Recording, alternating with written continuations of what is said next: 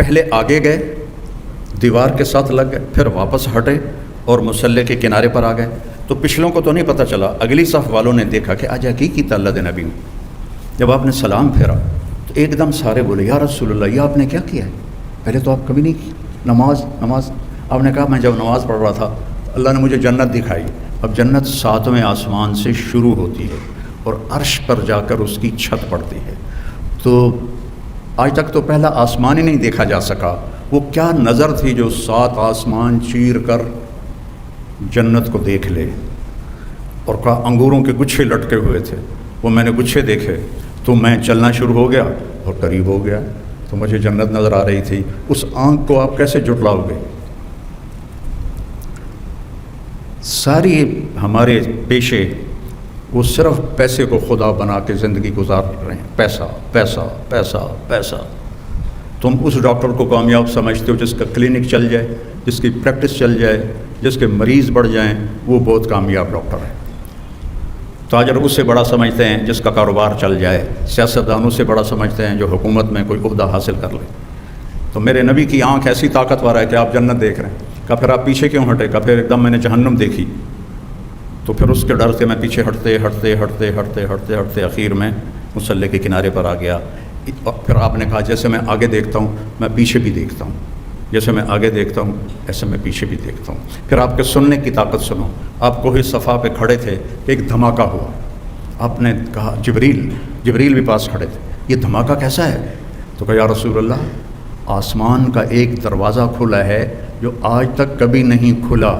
اس کے کھلنے کا یہ دھماکہ ہے جو میرے نبی نے کوہ صفا پہ کھڑے ہو کر سنا. جن کے سننے کی طاقت ایسی ہو، جن کے دیکھنے کی طاقت ایسی ہو. اور یہ بہت چھوٹی چیز میں نے بتائی ہے. میرے نبی نے اپنے رب کو اپنی آنکھوں سے یوں دیکھا جو موسیٰ علیہ السلام نے کہا تھا یا اللہ دیدار تک کرا. اللہ نے کہا موسیٰ کوئی نہیں ہونا. کہا نہیں میں کرنا ہے، میں تھوڑا یا کرا. کہا اچھا پھر میں پہاڑ پہ تجلی ڈالتا ہوں تو بھی دیکھ لینا. جب تجلی ڈالی تو جالہ دکا، پہاڑ ریت بن گیا اور موسیٰ علیہ السلام بے ہوش ہو کر گر گئے. پتہ نہیں کب تک بے ہوش رہے. اور میرے محبوب آپ کے نبی ایسے اپنے رب کو دیکھ رہے ہیں اور اللہ پردے ہٹا کے آپ سے گفتگو فرما رہا ہے اور آپ کہہ رہے ہیں التحیات للہ والصلوات والطیبات. اور اللہ کہہ رہا ہے السلام علیک ایھا النبی ورحمۃ اللہ وبرکاتہ. پھر میرا نبی کہہ رہا ہے یا اللہ، آپ نے ابراہیم کو خلیل بنایا، موسیٰ کو کلیم بنایا، داؤد کے لیے لوہا نرم کیا، سلیمان کے لیے ہوا تابع کی، آپ نے عیسیٰ کے لیے مردے زندہ کیے، میرے لیے کیا ہے؟ تو اللہ تعالیٰ نے فرمایا اولیس قد اعطیتک افضل من ذلک کلہ. میرے محبوب آپ کو وہ دیا ہے جو کائنات میں کسی کو نہیں دیا، کسی کو نہیں دیا. کہا یا اللہ وہ کیا ہے؟ کہا اللہ ذکرت الا ذکرت معی، تیرا میرا نام اکٹھا ہو گیا ہے، قیامت تک کبھی جدا نہیں ہوگا. لا الہ الا اللہ. آگے پڑھو محمد الرسول. لا الہ الا اللہ. ساتھ آدم علیہ السلام کا نام آیا، پھر ان کا ٹرانسفر ہو گیا تو نئی تختی لگ گئی، شیش کا نام آ گیا. ان کا ٹرانسفر ہو گیا، پھر ادریس کا نام آ گیا. ان کا ٹرانسفر ہو گیا، پھر نوح کا نام ہو گیا. چلتے چلتے عیسیٰ کا نام آیا، ٹرانسفر ہو گیا. جب آیا محمد الرسول اللہ تو اللہ نے کہا قیامت تک تیرا میرا نام اکٹھا رہے گا، قیامت کا دھماکہ بھی جدا نہیں کر سکے گا. اور اللہ نے ایسا برابری کی. اللہ میں 4 حرف ہیں، محمد میں بھی 4 حرف ہیں، احمد میں بھی 4 حرف ہیں. اللہ پہ کوئی نقطہ نہیں، محمد پہ کوئی نقطہ نہیں، احمد پہ کوئی نقطہ نہیں. لا الہ الا اللہ جب کلمہ بنایا محمد الرسول اللہ تو لا الہ الا اللہ بھی 12 حرف ہیں اور محمد الرسول اللہ بھی 12 حرف ہیں. تو دنیا اور آخرت کی عزت پانی ہے میرے عزیزوں، میرے بچوں بچیوں، تو اپنے اللہ کے نبی کی غلامی سیکھ لو، اپنے نبی کے طریقے پر آنا سیکھ لو. ابھی تو تم میں بڑا ڈاکٹر وہ ہے جو باہر سے ڈگری لے کر آئے. کتنی ہمارے لیے یہ ذلت کی بات ہے کہ جو وہاں سے ڈگری لے کر آئے وہ بڑا ڈاکٹر ہے، جو یہاں لے وہ چھوٹا ڈاکٹر ہے. اور تمہیں اللہ نے اپنے نبی کا طریقہ دیا، تمہاری دعا سے مریض شفا یاب ہو جائیں گے. تمہیں دعا کی طاقت اللہ نے دی ہے جو کسی غیر مسلم کے پاس کوئی نہیں ہے. لیکن ہم نے کبھی دعا کو دعا جانا ہی نہیں ہے. تو میرے نبی کی زندگی ہے جو عورتوں کے لیے الگ بتایا، مردوں کے لیے الگ بتایا، اور موت تک کی زندگی ہے. تھوڑا سا امتحان ہے، پھر ہمیشہ کی کامیابی ہے. آپ نے فرمایا 4 باتیں سیکھ لو، دنیا بھی تمہاری، آخرت بھی تمہاری. آپ کو 10 لاکھ حدیثوں میں سے ایک حدیث بتا رہا ہوں، ایک حدیث بتا رہا ہوں۔ صدق و حدیث ہے، ہمیشہ سچ بولنا، حفظ و امانت ہے، کبھی دھوکہ نہ دینا، حسن و خلیقت، اخلاق اچھے رکھنا، عفت فی طعمت، رزق حلال کمانا، تو دنیا بھی تمہاری ہے، آخرت بھی تمہاری۔ صدق و حدیث، ہمیشہ سچ بولنا، حفظ و امانت، کبھی کسی کو دھوکہ نہ دینا، حسن و خلیقت، اپنے اخلاق اچھے رکھنا، عفت فی طعمت، اپنا رزق حلال رکھنا، اپنے رزق کو حرام نہ کرنا۔ اب لوگ ڈاکٹر ہو، مریض کو کسٹمر نہ سمجھو، ہمارے ڈاکٹر مریض کو گاہک سمجھتے ہیں، گاہک آ گیا ہے۔ جب میں نے چھوڑی تھی میڈیکل لائن اور مولوی بننے کا ارادہ کیا تھا تو مولوی ایک گالی تھی، گالی 70 کی دہائی میں، اور پھر ہمارے لوکل ہم ذمہ دار ہیں جو جنگلی بالکل لڑائی مار کٹائی، ہمارے پورے علاقے کے بڑے ذمہ داروں نے چور رکھے ہوتے تھے، اور وہ چوری بھوک کی نہیں ہوتی تھی، وہ چوری اس وقت قتل کا نہیں تھا رواج، وہ تھا چوری کرواتے تھے جس سے کہ ذمہ دار کو ذلت ہو، تو چور رکھے ہوتے تھے جو چوریاں کرواتے تھے، اور یہ بڑے فخر سے ہوتی تھیں کہ فلانے دی اسی مچھ چھڑوا دیتی تھے، فلانے دا اٹھ چھڑوا دیتا۔ تو ایسے ماحول میں مولوی ایک کمی تھا اور ڈاکٹر ایک بڑا خوبصورت نام تھا، کیونکہ وہ اس زمانے کے ڈاکٹر کاروباری نہیں تھے، وہ صرف پیسے کا پجاری نہیں تھے، وہ مریض کو مریض سمجھتے تھے۔ آج کے ڈاکٹر مریض کو مریض نہیں سمجھتے، اسے اپنا کسٹمر سمجھتے ہیں، گاہک سمجھتے ہیں، تو برکت ہاتھوں سے نکل گئی ہے۔ مریض کو مریض سمجھو، اللہ تمہیں اپنے خزانوں سے رزق عطا فرمائے گا۔ ہمارے دادے کے چھوٹے بھائی کا اونٹ چوری ہو گیا، تو میرے دادے کا بہت بڑا نام تھا ملتان کے علاقے میں، تو انہوں نے تو بڑی اپنی ذلت سمجھی، انہوں نے کھوجی ہوتے تھے اس وقت، وہ کھوجی لیے اور اس کچی سڑکیں چلتے ڈیرہ غازی خان تک قدموں کے نشان، پھر آگے چوٹی لغاریوں کی، وہاں تک قدموں کے نشان، آگے ایک لغاری سردار کے ڈیرے پر وہ ہمارے دادا کا اونٹ کھڑا ہوا تھا، تو انہوں نے جا کر کہا کہ اے اٹھ ساڈا ہے، اسی وہ قدموں تے آئے ہیں۔ وہ کہنے لگا ہے تو چوری دا، پر میں کدی چوری واپس نہیں کی تھی۔ پھر کہنے لگا کتوں آئے ہو؟ انہوں نے کہا جی تلمبے چو آئے۔ تو وہ کہنے لگا میاں گانے نو جان دے ہو؟ تو میرے دادا نے کہا میں وہ بیٹا، وہ کھڑا ہو گیا، اس نے اس کو جفا ڈالا، کہنے لگا تیرے پیو دا میرے اتنے احسان ہے، میں نے ایک باری تلمبے پولیس نپ لیا، تو میں نے پوچھا کہ یہاں کس کی چلتی ہے تھانے میں، سپاہیوں سے پوچھا، ان کا یہاں میاں گانے کی چلتی ہے، نام تو غلام محمد تھا، گانا زیور کو کہتے ہیں ہماری زبان، تو وہ اپنی خوبیوں کی وجہ سے گانا مشہور تھے، تو اس نے ان کو ایک سپاہی کے ذریعے پیغام بھجوایا، وہ آئے، ان سے کہنے لگا کہ کام تو میرا یہی ہوئی ہے چوریاں، لیکن میں تیرے علاقے چوری نہیں کی تھی، میری جان چھڑا دے۔ انہوں نے تھانے دار سے کہا، اس نے چھوڑ دیا، تو کہا اے اٹھ اپنا بھی لے جا، اے ہے کہ میری طرف ہدیہ بھی لے جا۔ تو یہ ماحول تھا اس وقت، اس میں نے کہا میں نے مولوی بننا ہے، وہ تو دھماکہ ہو گیا، وہ جیسے قیامت قائم ہو گئی۔ اور ہمارے تلمبے میں ایک بہت غریب خاندان تھا، اس سے ایک لڑکا ڈاکٹر بنا، ڈاکٹر معین رحمۃ اللہ علیہ، تو میرے والد ہمیشہ کہتے ویکھیا ہی ڈاکٹر معین نو غریب بندہ چھوڑ آئی، اج کیڈا نا ہے وہ، تو مولوی بن گیا، تینوں کیا پوچھنا ہے، تو مولوی بن کے کرو کی ہے۔ اور آخر ایک دن انہوں نے تنگ آ کے مجھے 23 نومبر 1972 کو گھر سے نکال دیا کہ جو تو مولوی بننا تو میرے گھروں نکل جا۔ اتنا نیچے تھا یہ مولوی کا تصور۔ لیکن میرے عزیزوں، میری بچیوں، اللہ کی قسم، نبی کی زندگی عزت والی زندگی ہے، اسے سیکھو، میرے نبی کی ہر چیز محفوظ ہے، سیکھو۔ میں برکت کے لیے اللہ کے نبی کا نسب آپ کو سناتا ہوں کہ میرے نسب پورا لکھا ہوا ہے 1874 میں جو انگریزوں نے بندوبست کیا تھا اس سے لے کر مجھ تک، باقی اس سے اوپر تو لکھا ہوا ہی نہیں ہے، وہ کوئی 20 نام بنتے ہیں، لیکن مجھے یاد نہیں ہے، میں نے کوشش بھی کی، میرے ذہن سے نکل جاتے ہیں، بس آخری نام مراد یاد ہے مجھے۔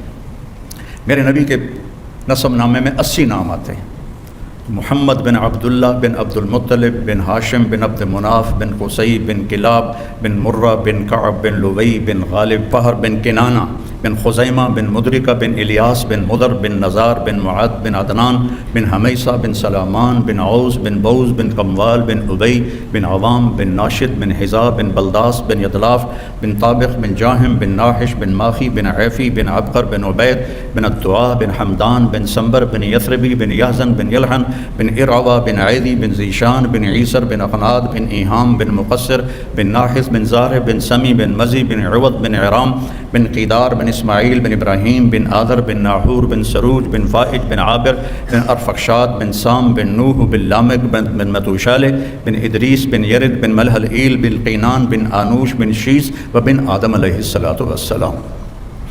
یہ میرے نبی کا، اس کے علاوہ کسی کا کوئی نسب نامہ محفوظ نہیں ہے، اور میرے نبی کا پورا حلیہ محفوظ ہے۔ لقد جاءکم رسول من انفسکم، ہم ایسے پڑھتے ہیں، سورۃ توبہ کی آخری آیت ہے، لیکن میں موریتانیہ گیا، وہاں پڑھتے ہیں من انفسکم، من انفسکم، من انفسکم کا میں نے آپ کو ابھی مصداق بتا دیا کہ میرے اللہ نے کہا تم میں تو پیدا ہوا ہے، ایسا نسب ہے کسی کا؟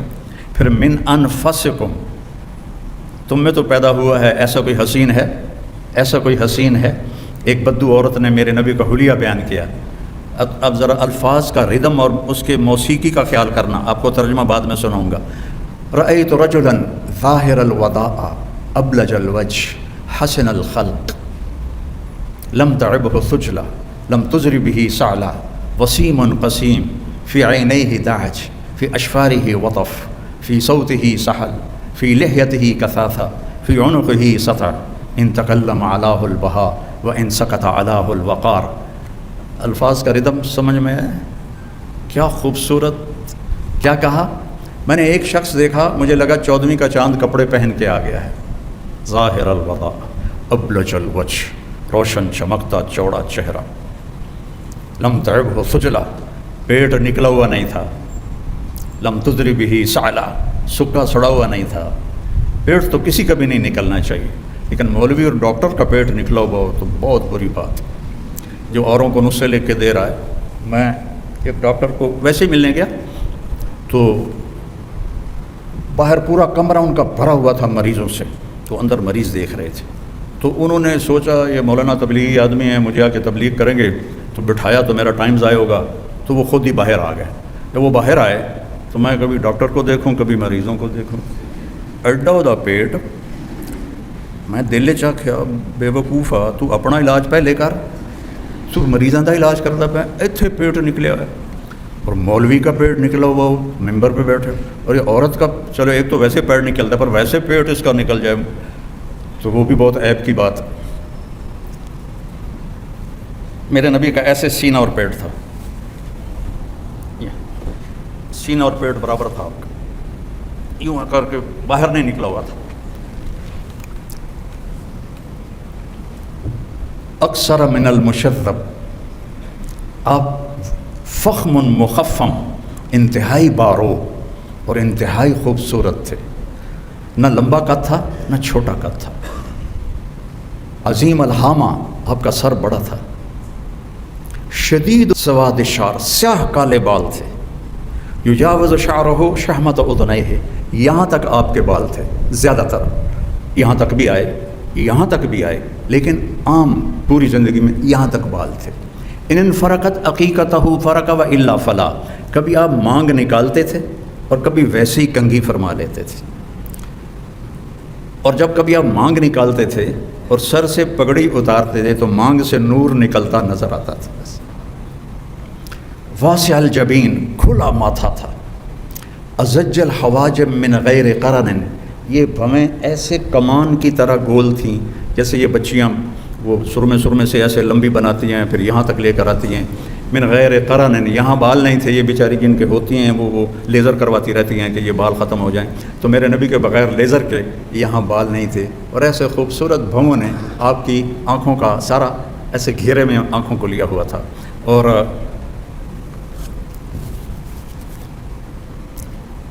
ادعج، موٹی آنکھ تھی، اشکل، لمبی آنکھ تھی، احور، یہ پتلی سیاہ تھی، سفیدی انتہائی سفید تھی، اور اشکل، آنکھوں میں سرخ ڈورے تھے، اور ابرک، اور انتہائی چمکدار آپ کی آنکھ تھی، اور انجل، اور انتہائی نورانی آنکھ تھی، اور اشفارہ وطف، اور آپ کے یہ جو ابرو تھے بہت لمبے، جیسے یہ بچیاں نہیں لگا لیتی ہیں مصنوعی، وہ صاف پتہ لگتا ہے مصنوعی لگوایا ہے، تو نہ لگایا کرو، کوڑی لگ دی ہو۔ جو اللہ نے دیے ہیں اسی پہ گزارا کرو۔ تو میرے نبی کے ایسے لمبے ابرو تھے، لمبے اور موٹے، جو جس سے آنکھ خوبصورت ہو جاتی، قدرتی ہوں پھر تو آنکھ خوبصورت ہوتی ہے، لیکن تسی اتنے کوئی شا ٹھوک دے ہو تو صاف پتہ لگے گا بھی 2 نمبری کیتی ہوئی۔ اور میرے نبی کی آنکھ ویسے ہی چمکتی تھی، تم بچیاں لینس لگا کے اس کو چمکدار بناتی ہو، پتہ لگ جاتا ہے۔ ہاں جنت میں اللہ تمہیں آنکھ دے گا کہ یہ جو تمہارے ابرو ہیں، کبھی عقاب کو دیکھا ہے ایسے پر پھیلاتے ہوئے؟ اتنے بڑے ابرو ہوں گے آنکھ کے، اتنے قد کے ساتھ نہیں، اتنے قد میں تو تمہارے آنکھوں کے بال ہی تمہیں چھپا لیں گے۔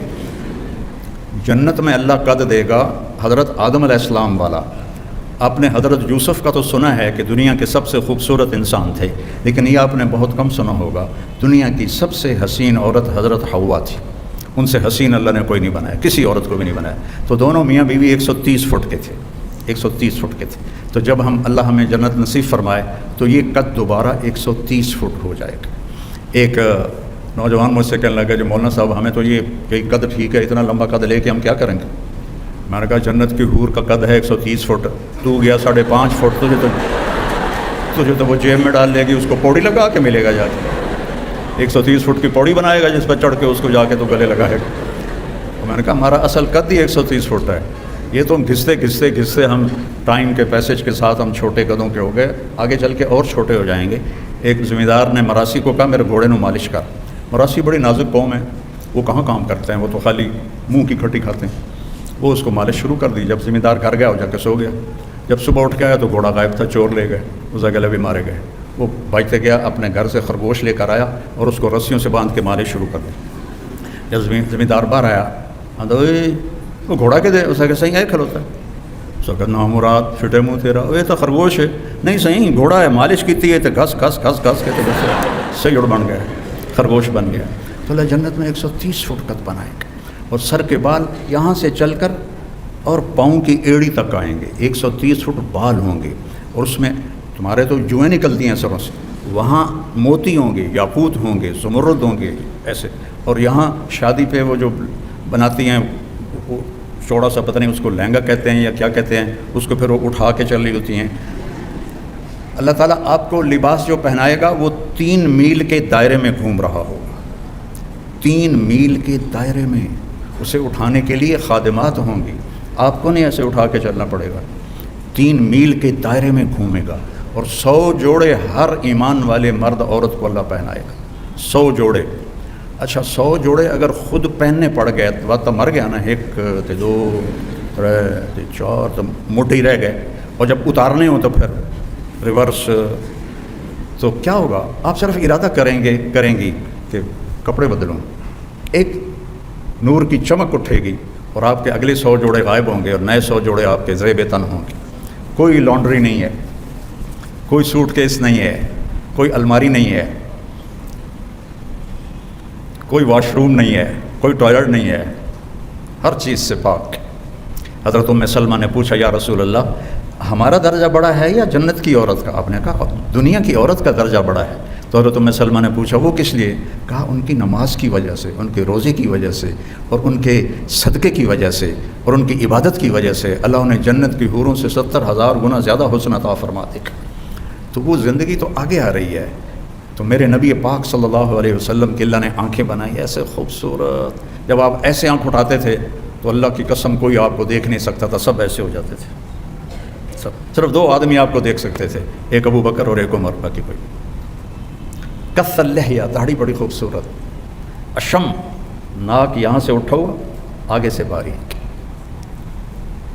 ولی الفم، ہونٹ بڑے خوبصورت، سرخ، آپ تو وہ لگاتے ہو نا لپسٹک، آپ کے ہونٹ ویسے ہی خون کی وجہ سے سرخ، اشنب، آپ کے دانت ایسے گولائی میں تھے، یا بیچاری کتنے لڑکے لڑکیوں نے وہ یہاں لگایا ہوتا ہے جو دانت اوپر نیچے ہوتے ہیں، آپ کے ایسے گولائی میں تھے، اور مفلج، ان دانتوں میں تھوڑا خلا تھا، یہ براق الثنایا، اور اتنے روشن تھے، جب ہنستے تھے تو دانتوں سے نور نکل کر دیواروں پہ پڑتا دکھائی دیتا تھا، سبحان اللہ۔ اور گال نہ پچکے ہوئے نہ ابھرے ہوئے، اور سوا البطن و صدر، سینہ اور پیٹ برابر تھا، طویل الزندین، بازو لمبے تھے، رہ پر روحا، ہتھیلی چوڑی تھی، چوڑی ہتھیلی سخاوت کی علامت ہوتی ہے، اور تنگ ہتھیلی ویکھو نہیں تنگ ہتھیلی بخل کی علامت ہوتی ہے۔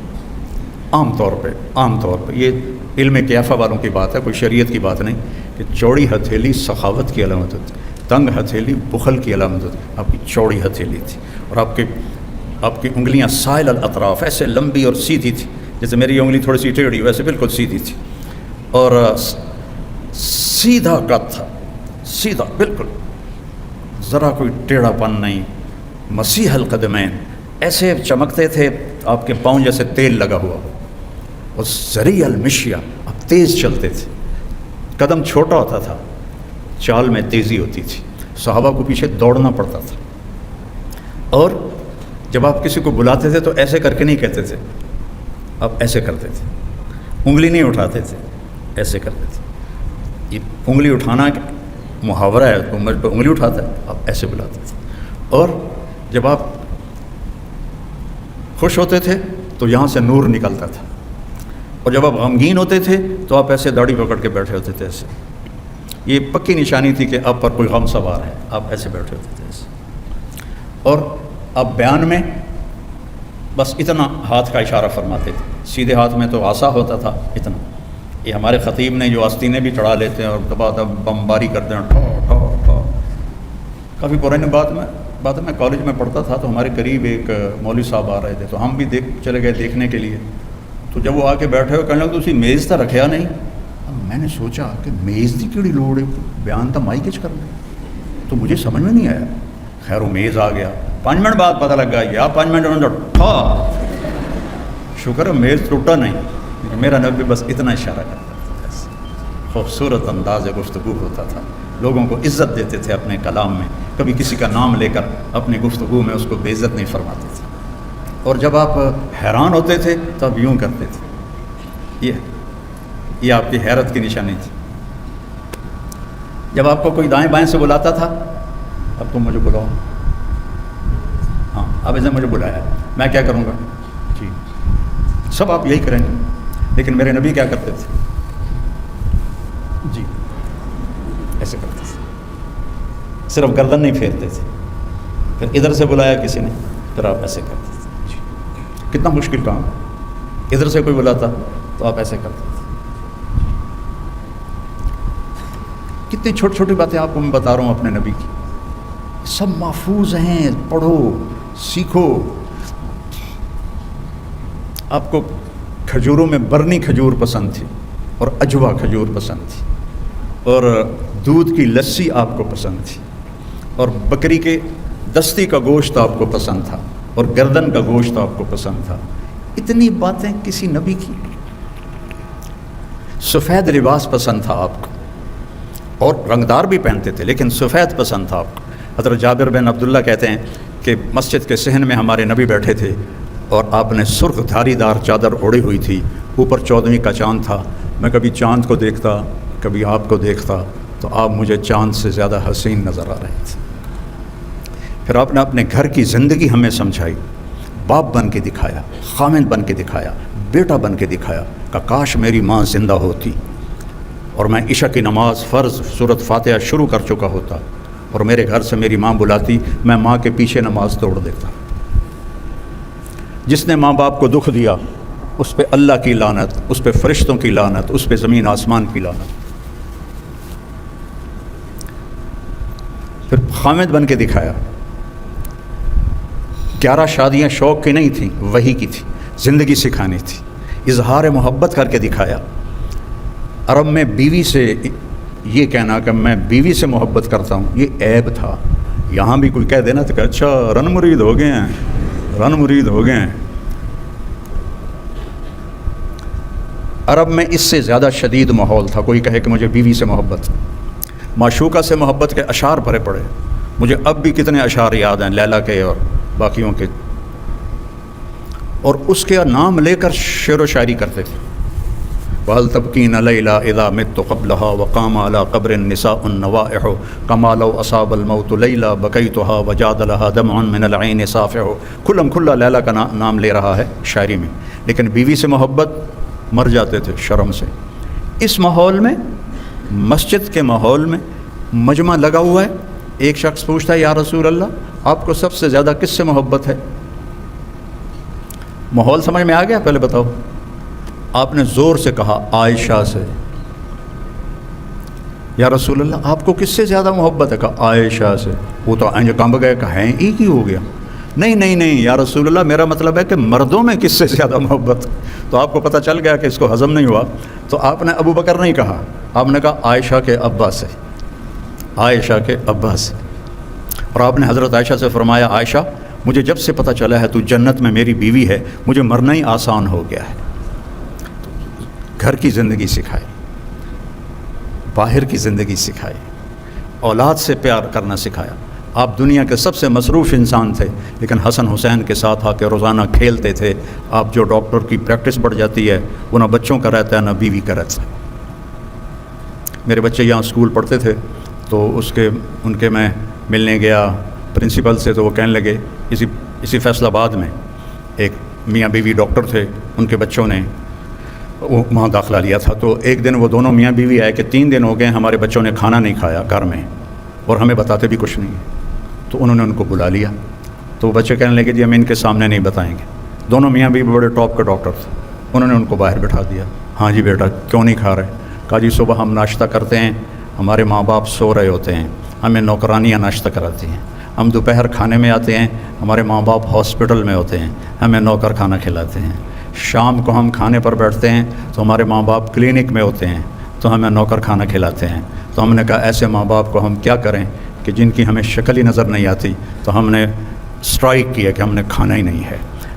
تو یہ بہت بڑا مصحف ہے ہر بڑے مصروف آدمی کے ساتھ اور ہر پریکٹس والے ڈاکٹر کے ساتھ کہ وہ اولاد کے نہیں رہتے.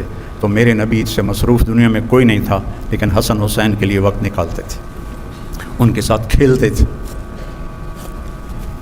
ان کو اپنی کمر پہ بٹھا کر گھر میں چکر لگاتے تھے. اور پھر کہتے تھے کیسا ہے اونٹ تمہارا؟ پھر ان کو اتار کے زینب کو بٹھاتے اور گھر میں چکر لگاتے تھے. اتنا بڑا رسول اور بچوں کے لیے ٹائم نکالے، اور آپ چھوٹے سے ڈاکٹر اور کلینک کے پیچھے آپ اپنے اولاد کو بھول گئے، بیوی کو بھول گئے، گھر کو بھول گئے، ماں باپ کو بھول گئے، پیسہ پیسہ پیسہ پیسہ. وہ میرا بھائی کہنے لگا کہ پیسہ ہمارے پاس اس وقت آتا ہے جب ہم خود بوڑھے ہو رہے ہوتے ہیں، تو پتہ نہیں آگے وہ کس کا کام کا ہے، ہمارے بچوں کے کام کا یا کسی اور کے کام کا ہے. تو اعتدال کی زندگی سیکھو، اعتدال کی زندگی گزارو، آپس میں پیار محبت سے رہو. آپ لڑکے لڑکیاں اکٹھے پڑھتے ہو، حیا کا دامن مت چھوڑو. یہ ویسے فطرت اسلام نہیں ہے کہ جوان بچے بچیاں اکٹھے پڑھیں. اور اب تو مجھے لڑکیاں زیادہ نظر آ رہے ہیں، تسی ایویں ہی تھوڑے ہوندے جاندے ہو. تو احتیاط سے رہو، نظروں کی حفاظت کرو. اور ہمارا بوائے فرینڈ گرل فرینڈ کوئی کلچر نہیں ہے، یہ حرامی کلچر ہے، یہ کفر کا کلچر ہے. ہمارے ماں باپ عزت کے ساتھ اپنی بیٹی کو ڈولی میں بٹھائیں، وہی آپ کے لیے کامیابی ہے. اور آپ کے والدین آپ بچوں کے لیے جو رشتہ طے کریں وہی آپ کے لیے بابرکت ہے. اس طرح کے جو آج عنوان چل گئے ہیں یہ انتہائی خطرناک ہیں اور بہت ہی یہ نقصان دہ ہیں، کیونکہ جو اس عمر کی پسند اور عشق ہوتا ہے وہ ماشاءاللہ شادی کے بعد بالکل ناکام ہو جاتا ہے اور طلاقوں تک نوبت آتی ہے. اور جو ماں باپ جو طے کرتے ہیں اس میں برکت ہوتی ہے. اور باقی کھٹبٹ تو جنت میں ختم ہوگی، دنیا میں تو ختم ہو نہیں سکتی، وہ تو جنت میں ہی جا کے ختم ہوگی. تو لیکن یہ کام نہیں کرنا کہ اپنی پسند کے پیچھے کتنے لڑکے لڑکیاں کورٹ میرج کر لیتے ہیں، گھروں سے بھاگ جاتے ہیں. یہ سب تباہی کے راستے ہیں. اس سے اپنے آپ کو بچاؤ اور حیا کا دامن نہ چھوڑو کہ اللہ تعالیٰ اور اس کے نبی کو حیا بہت پسند ہے. اور جن سے سیکھو، جن سے پڑھو، ان کی عزت اپنے دل سے کرو. ان کو نہ دیکھو یہ کیا کرتے ہیں، تم یہ دیکھو کہ تم نے ان سے سیکھا ہے، اس کو عزت دو. تو اللہ آپ کو اس بہت زیادہ کامیابیوں سے نوازے گا. نماز کی پابندی کرو، سچ بولو، جھوٹ نہ بولو، ماں بہن کی گالی نہ دو، سیاسی جماعتوں کا حصہ نہ بنو، جانا ہے تو تبلیغ میں جاؤ کہ جس سے آپ کو کوئی فائدہ بھی ہو دینی طور پر. سیاسی جماعتیں تو نفرت اور ہمارے سیاستدان تو ویسے ہی کوڑے کا ڈھیر ہیں, کچھ نہیں ہے ان میں سوائے گندگی کے. تو اپنی محنت کو اپنی تعلیم میں خرچ کرو. اللہ تعالیٰ مجھے آپ کو عمل کی توفیق بخشے. اللہم لک الحمد کما انت اہلہ فصلی علی محمد کما انت اہلہ وفعل بنا ما انت اہلہ انک اہل التقوی و اہل المغفرہ. یا اللہ ان بچے بچیوں کو قبول فرما, ان کو اعلیٰ طبیب بنا, ڈاکٹر بنا, ہمدرد انسانیت بنا, اس ادارے کو بابرکت بنا. یہاں پڑھنے پڑھانے والوں کو یا اللہ طب کا علم عطا فرما. مریضوں کے لیے انہیں مسیحا بنا, مریضوں کے لیے انہیں ہمدرد بنا, مریضوں کے لیے انہیں شفا کا ذریعہ بنا.